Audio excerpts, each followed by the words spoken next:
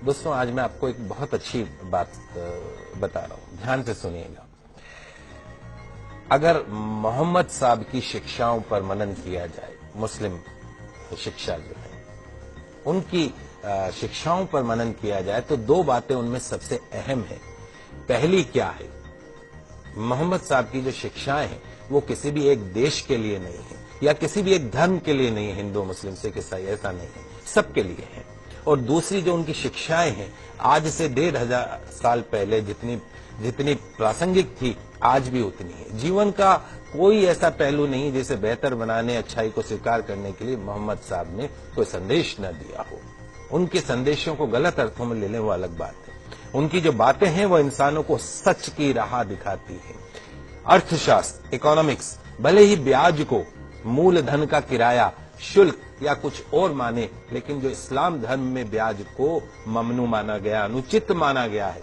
इस्लाम के मुताबिक ब्याज एक ऐसी व्यवस्था है जो अमीर को और अमीर बनाती है और गरीब को और गरीब बनाती है। इस प्रकार ये एक शोषण का जरिया है। पवित्र कुरान स्पष्ट रूप से ब्याज को वर्जित मानती है।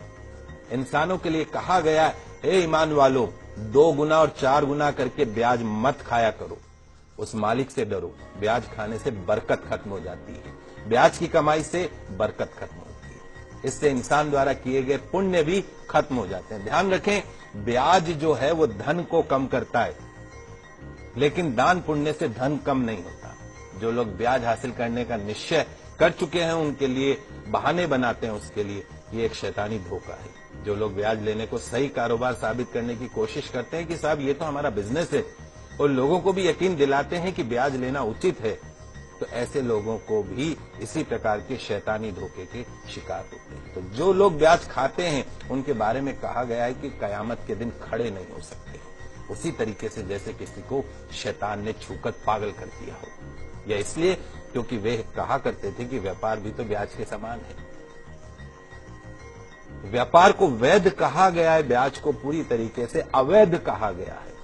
जो लोग इस हिदायत के बाद ब्याज लेना बंद कर देंगे उनका मामला हुजूर को सुपुर्द है, लेकिन तमाम जानकारी के बाद जो नहीं संभला, जिसने ब्याज लेना जारी रखा, उसके आगे नारकीय जीवन है, उसकी कोई मुक्ति नहीं। तो खुदा के वास्ते उस मालिक से डरिए और जो कुछ भी ब्याज में से शेष रह गया है उसे छोड़ दीजिए।